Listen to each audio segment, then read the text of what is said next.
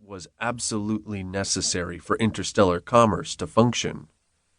Topol's Pride carried out many duties. She hauled massive bulk cargoes in bays ranging from a few dozen yards on a side to hundreds of yards.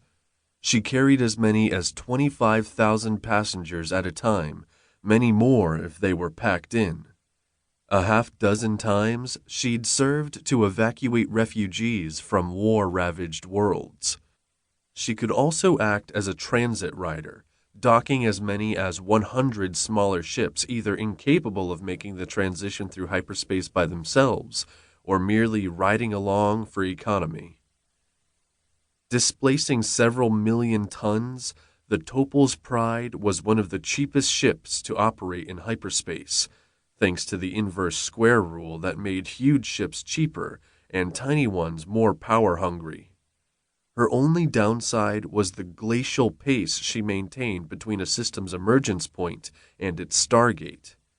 She could manage, at best, a stately 0.5 gravities of constant ion-driven thrust, which meant as much as a 30-day transit between the Lagrange points in some systems.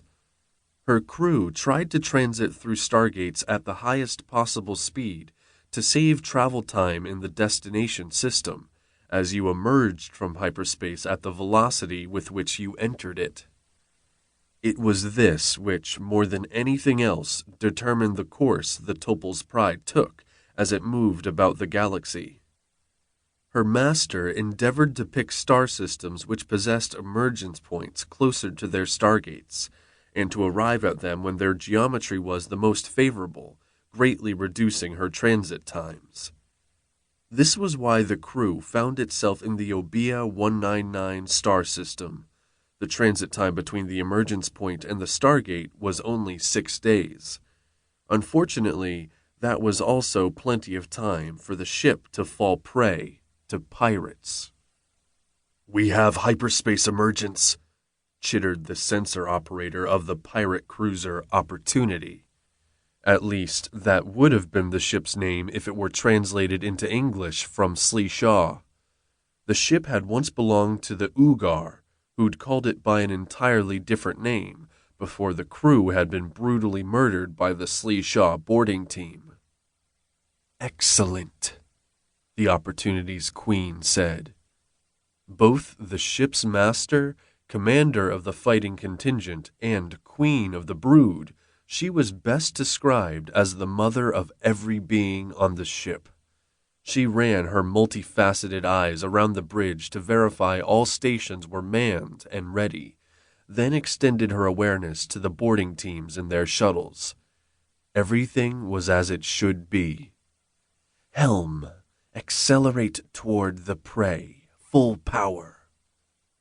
The Opportunity had been quite speedy before it fell into the pirates' hands. However, the Ugar were only moderately G-tolerant, while the insectoid Slee Shaw were extremely so. They'd recalibrated many of the safety features of the cruiser, which now groaned under a tremendous 11 gravities of sustained acceleration, more than 10 times the emergency power of the hapless Topol's Pride. "Any signs of ships coming from the way station?" the Queen asked. "None," the sensor operator confirmed. The consortium which operated the way station maintained regular patrols of the Stargate, but only intermittent patrols of the emergence point. They'd been hovering near the emergence point for 2 weeks now, waiting for this target to come by. The crew stood up well to the acceleration.